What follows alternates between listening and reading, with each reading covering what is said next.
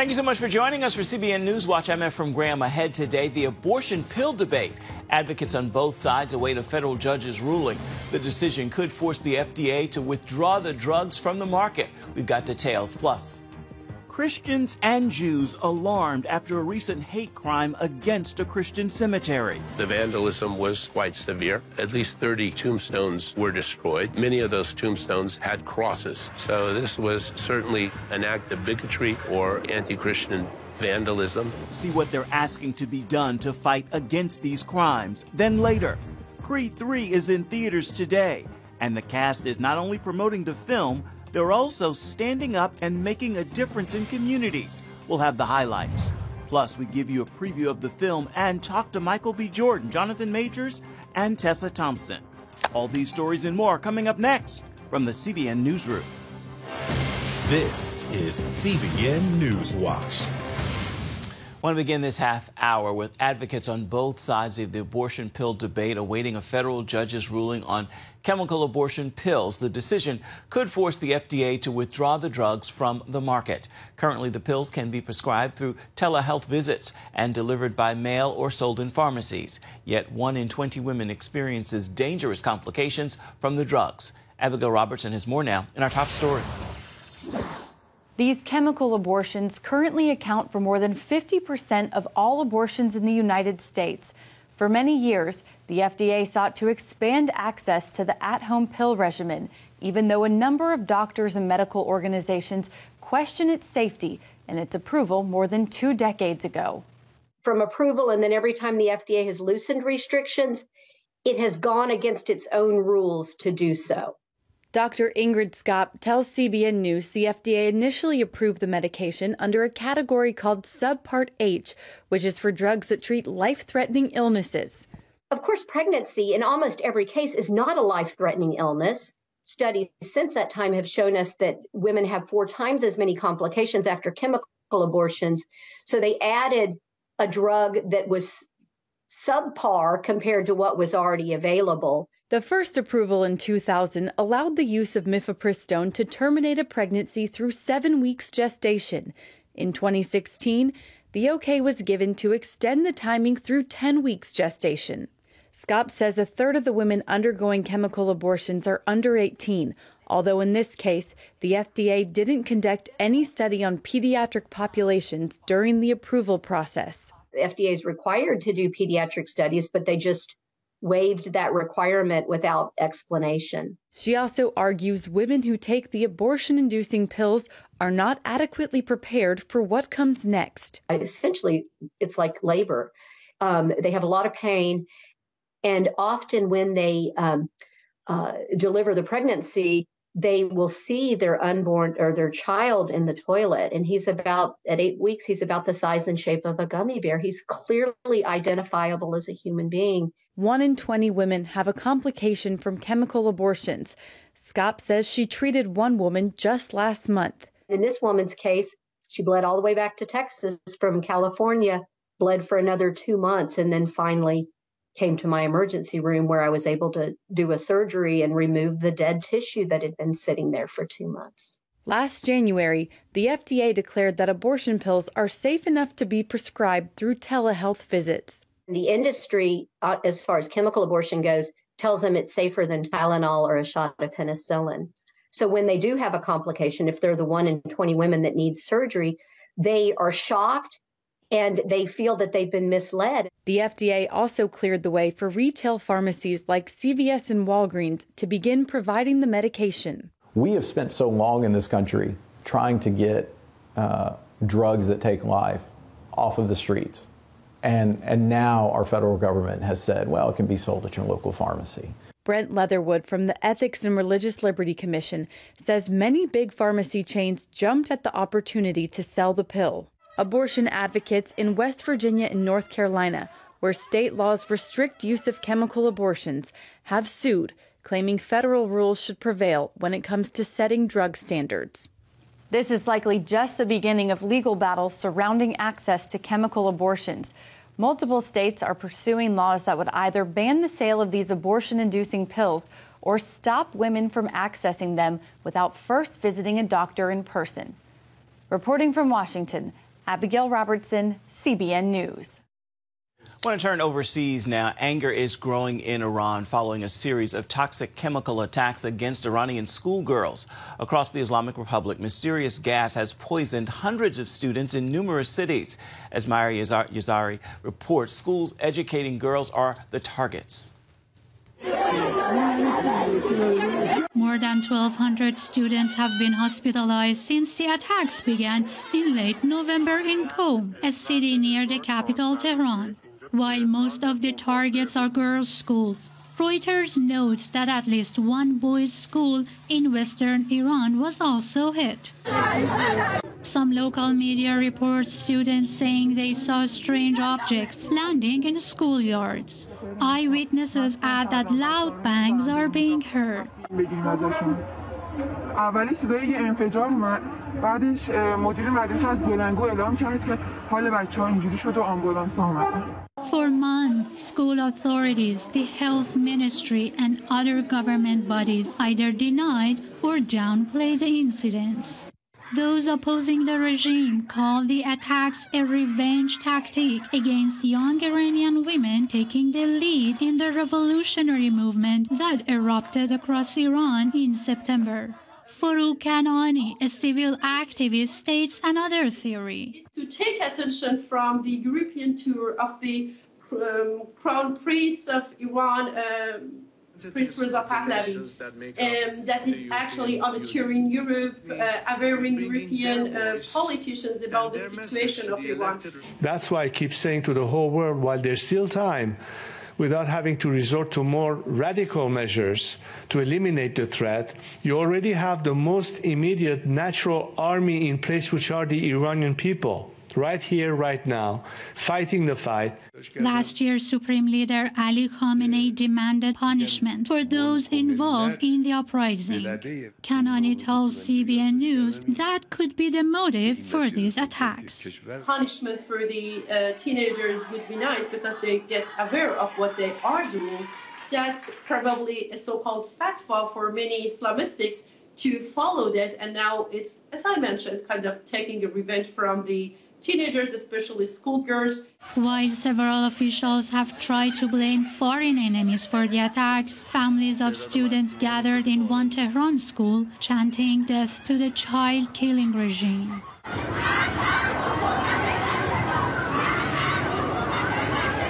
Widespread footage from social media shows a concerned mother being brutally attacked by plainclothes forces for demanding answers about her poisoned daughter. Other parents demanded to know why school security cameras were off when the poison gas spread. Kanani believes the authorities could find the attackers if they wanted. Everywhere there are cameras, and they can check if they want. Considering that during the current Iranian revolution, many of the protesters exactly were caught and arrested by checking the cameras, not only in the streets, which were literally for the regime, but also from the shops and business owners in the streets. Why the perpetrator's intent remains unclear, many believe it is the payback for the young women fighting against the regime and a deliberate attempt to force their schools to shut down. Myra Yazari, CBN News. Victims of the earthquakes in Turkey are suffering from overwhelming grief and trauma, all while they are still lacking basic necessities like clean drinking water. CBN's Brody Carter shows us how Operation Blessing engineers treated an area well to bring health and hope to the region of Hatay. $34 billion. That's the estimate from the World Bank of how much damage was done here in the country of Turkey. It could cost twice that to rebuild. But these piles of rubble, they tell much more of a story, more meaningful than just a dollar sign. It was like the end of the world. We thought that we would die. It was difficult. That day the earth shook will likely be a point of conversation here for years to come. In one moment, 10,000 worlds collapsed. Neriman is a former school teacher born and raised in Hatay, a region surrounded by beautiful mountains, famous for its cuisine and archaeology. The recent earthquakes, however, erased much of life here. There is no school to work at. Most of my students are dead now. The rest have relocated. Widespread damage leaves much of the country under a state of emergency. Many survivors suffer from post-traumatic stress. The trauma, the despair, is something that is tangible. We see it through the eyes of the kids right now, that they suffer this, through the families that lost their beloved ones. Diego Traverso with Operation Blessing has been on the ground since the first quake struck. The base of operations in this Hatay village has been a refuge for people who have nothing. And people have seen this love, the tangible love, through a hot meal, through water, through a medicine, and through or just listening to them, just sitting with them and sharing and listening them over and over. Fresh water, very pure. Using reverse osmosis, OB's water engineer Jose Esquer is now able to purify up to 300 gallons of water per day from the local well, replacing the short-term solution of water bottles. OB plans to allocate necessary resources to share clean water throughout the region. We need it. Yeah, we have clean water, pure water for the people. I'm sure, and we can be sure, that the water that we're filtering is 100% or 99.99999 clean, and cleaner than the one that is selling in the stores. Reporting in Hatay, Turkey, Brody Carter, CBN News. Coming up, see the outcry from Jerusalem's religious community after vandals desecrate the city's oldest Protestant cemetery. We've got the story for you coming up. Stay with us.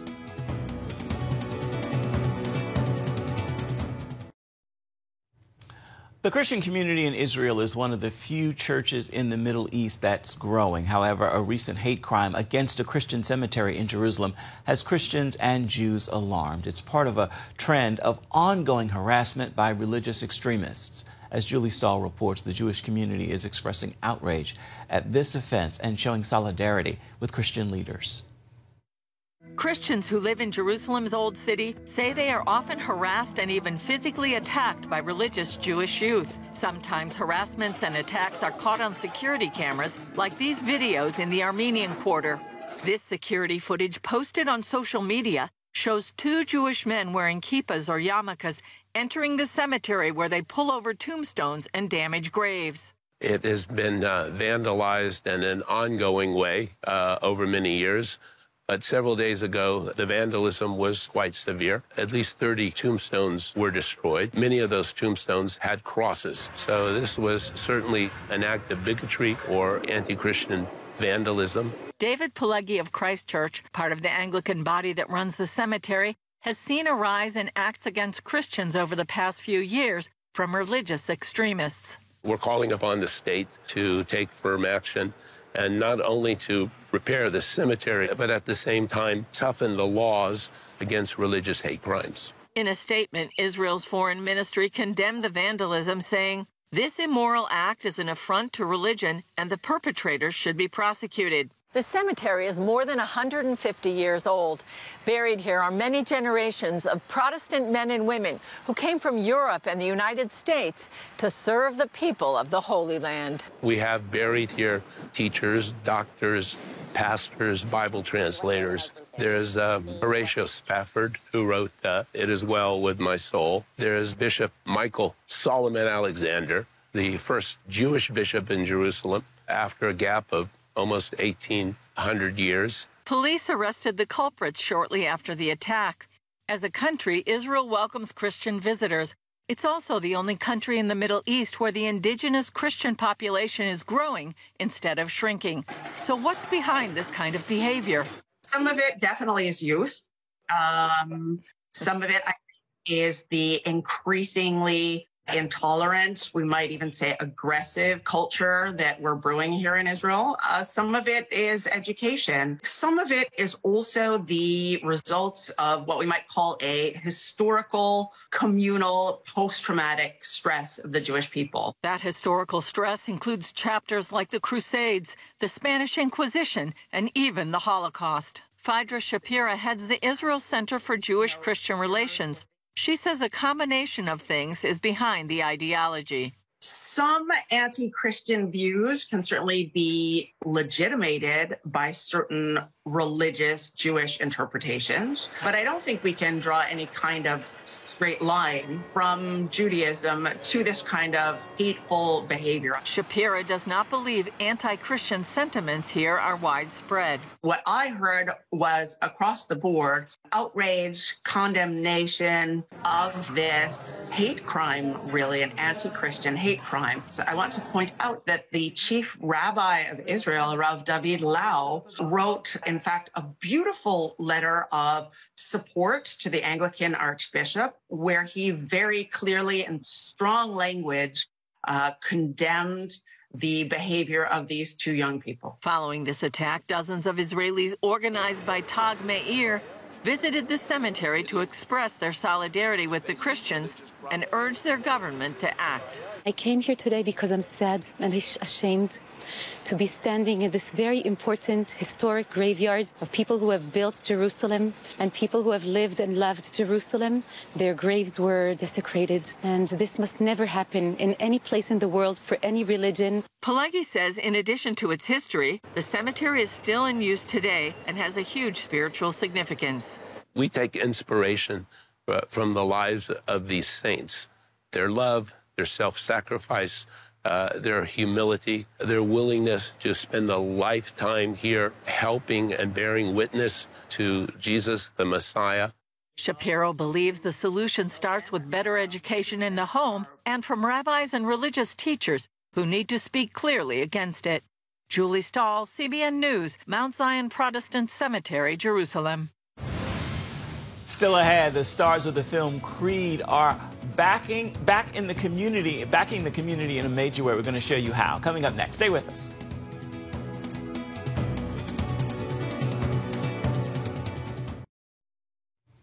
Welcome back to CBN NewsWatch. Creed 3 hits theaters today, and the film stars have not only been busy promoting their project, they're also working to make a difference in communities across the country and serving young people who can find inspiration in this latest chapter of the Creed franchise. You are looking at photos from some of their stops in Atlanta and Chicago. Michael B. Jordan and Jonathan Majors made visits to Boys and Girls Clubs and schools, and many of those stops included checks supporting their programs. I had the chance to travel to Los Angeles for the premiere to get a first-hand look at the story and the chance to talk to first-time director Michael B. Jordan along with Jonathan Majors and Tessa Thompson. Adonis Creed has been defined by boxing his entire life. But is boxing all Adonis is? A preview of the latest chapter of the Rocky Creed franchise. Action! With Michael B. Jordan as the star and first-time director. Hey, my man, can I help you? Let me get an autograph. Nah, I ain't signing an autograph, but you get off my car. You don't remember me, huh?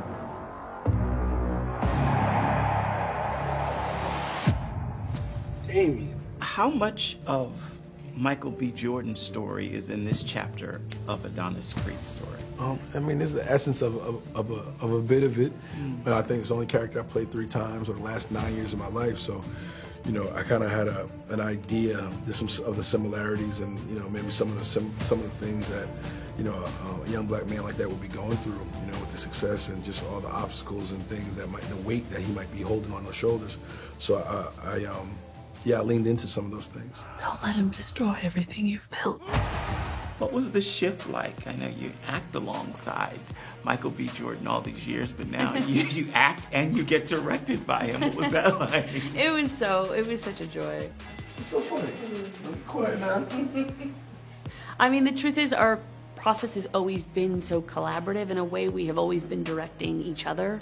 Oddly, over the course of making these films, because we check in with each other so much, we're always in conversation, like, how did that feel, how is this feeling, and we're always like kind of co-authoring the characters too. So in a weird way, the shift didn't feel that stark, you know? The only difference that I will admit to, A, is that I felt very proud of him every day. B, is that he got to have a say in what I wore. And that sometimes was tricky. How long were you locked up? 18 years, bro. Just got out last week. Glad to have you back out, huh? I know I've been away a long time, but get myself in shape. And actor Jonathan Majors joins the cast as Damian Anderson. What's Damian's internal fight? What's his struggle? Oh, it's this idea of freedom. You know, he's constantly dealing with humiliation. You know, the incident that happened doesn't make sense to him. How is it that he has his drive, he has his ambition, he has his body, he has his ability, and yet he's not the champ? He's not free. He's not seen as worthy. That's humiliating. He's fighting against that. That's what's driving him. To get to that freedom, to get to that place of self-actualization where no one can humiliate you. Creed 3 is in theaters Friday. I vouch for you. You think you mad? Try spending half your life in a cell. Watching somebody else live your life. I'm coming for everything. You threatening me? And as you see there, Michael B. Jordan received a star on the Hollywood Walk of Fame Wednesday. He was joined by his family, his co-star Jonathan Majors, and Black Panther director Ryan Coogler. Again, Creed 3 is in theaters starting today. Stay with us. Your Faithful Friday is coming up next.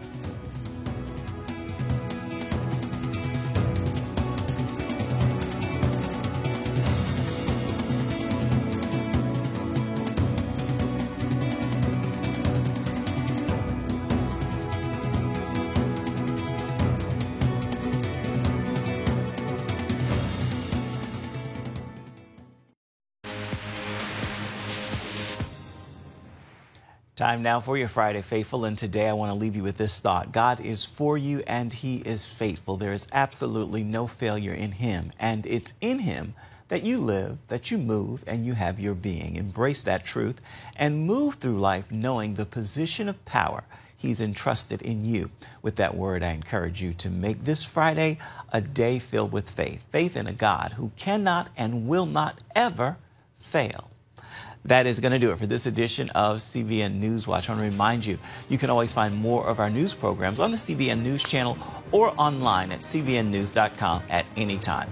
You can also let us know what you think about the stories you've seen here today by emailing us, newswatch@cbn.com. You can also reach out and touch us on Facebook, Twitter, and Instagram. We certainly hope you'll join us again right back here, same time on Monday. Goodbye, and God bless.